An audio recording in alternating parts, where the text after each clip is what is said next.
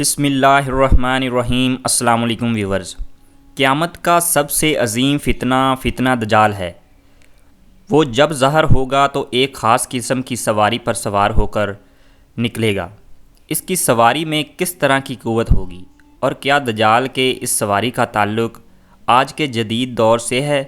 دجال امت مسلمہ کے لیے سب سے عظیم فتنہ قرار دیا گیا ہے۔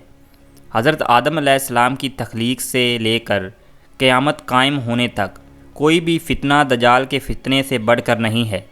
دجال کے متعلق ہم مسلمانوں کے پاس جو معتبر ترین ذرائع ہیں وہ نبی صلی اللہ علیہ وآلہ وسلم کی احادیث مبارکہ ہے، جس کی روشنی میں ہم یہ جان سکتے ہیں کہ دجال کے پاس کس طرح کی قوتیں ہوں گی اور ان شیطانی قوتوں سے دجال کس طرح کی تباہی مچا سکتا ہے۔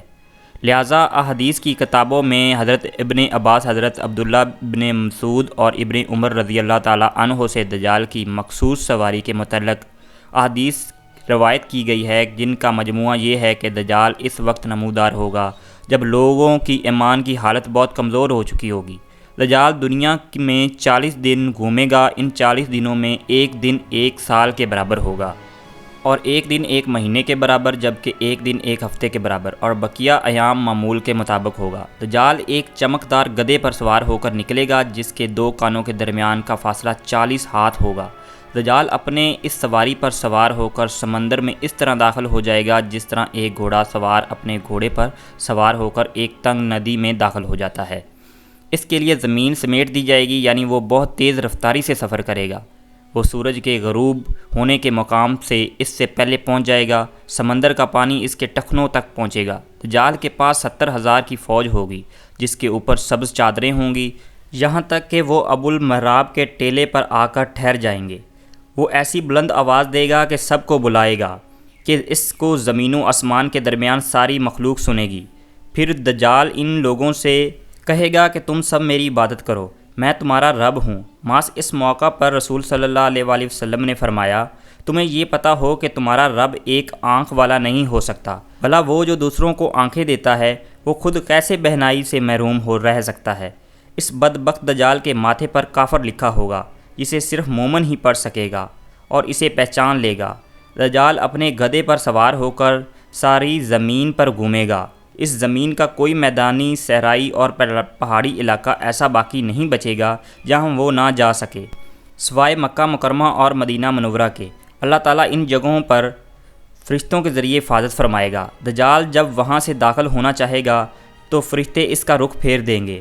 یہ ایک عظیم الشان پیش گوئی ہے جس میں دجال کے ایک عجیب و غریب قسم کی سواری کی طرف اشارہ ہے جو آخری زمانے میں ظاہر ہوگا، تو اس کی وجہ سے سفر میں آسانی اور سرعت پیدا ہو جائے گی۔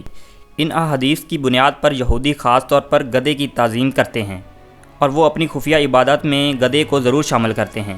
بعض لوگوں کا یہ دعویٰ ہے کہ اپنے عبادت کے دن خفیہ طور پر یہودی ایک گدھے کو اٹھا کر بیت المقدس میں لے جاتے ہیں، جہاں مختلف رسم و رواج کے مطابق اس گدھے کو سجایا جاتا ہے۔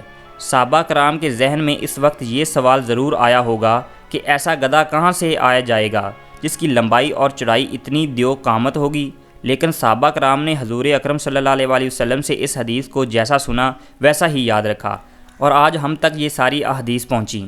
علماء کرام کا کہنا ہے کہ اگر ہم یہ کہیں کہ قیامت کے قریب ایک ایسا گدھا پیدا ہو جائے گا اور یہ صفات اس میں پائی جائیں گی تو یہ بات ناممکن نظر آتی ہے۔ پھر سوال یہ بھی ہے کہ دنیا میں وہ گدھی کہاں سے آئے گی جو اس قسم کے عجیب و غریب اور دیو قامت گدھا جمے گی اور سمندر کا پانی اس کے ٹخنوں تک آئے گا؟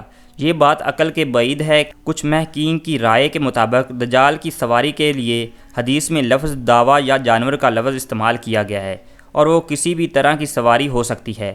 لہذا محققین کے رائے کے مطابق ممکن ہے کہ دجال کی وہ سواری اڑن تشتری یا جدید ہوائی جہاز کی کوئی ایڈوانس شکل ہو۔ غرض یہ کہ ہم جانتے ہیں کہ آج کے اس جدید دور میں ہوا اور آواز کے رفتار سے کئی گنا زیادہ سپر سونک جہاز تیار ہو چکی ہے، اور اس اڑن تشتری کے قصے بھی پچھلے اس سالوں میں بہت مشہور ہوئے ہیں، جن کو یو ایف کہا جاتا ہے۔ یو ایف فورس کو دیکھے جانے کے واقعات زیادہ تر برمودا ٹرائنگل کے نزدیک ہوئے ہیں جو فلوریڈا کے قریب ہے۔ ممکن ہے دجال کی یہ سواری ایک یو ایف او یعنی ایک خاص قسم کی اڑن تشتری ہو۔ ان تمام باتوں سے یہ نتیجہ نکلتا ہے کہ جدید دور میں تو سپر سونک جہاز انسانوں کے فائدے کے لیے استعمال ہوگا، لیکن مستقبل میں جب دجال تمام ٹیکنالوجی پر قبضہ کر لے گا تو وہ انہی جدید سواریوں یا اس کی کوئی ایڈوانس قوم پر قبضہ کر کے پوری دنیا کے کونے کونے تک چند منٹوں تک پہنچ جائے گا۔ یہ تمام باتیں ان جانب اشارہ کر رہی ہیں کہ دجال کا وقت اب زیادہ دور نہیں، بلا شبہ یہ فتنوں کا دور ہے، اور اس وقت انسانیت دجال اور دجالی قوتوں کی فتنہ عظیم کی طرف بڑھ رہی ہے۔ لہذا دجال کی اس کی حمایتی اور اس کی قوتوں سے آگاہی رکھ کر ہی ہم اس فتنہ عظیم سے اپنی اور اپنے ایمان کی حفاظت کر سکتے ہیں۔ فرینڈز، اگر آپ کو میری ویڈیو پسند آئی تو پلیز ویڈیو کو لائک کریں، چینل کو سبسکرائب کریں۔ اگر آپ کو مزید کوئی اچھی ویڈیو چاہیے تو آپ کمنٹ سیکشن میں ہم سے ریکویسٹ کر سکتے ہیں۔ آپ کا بہت بہت شکریہ۔ اللہ حافظ۔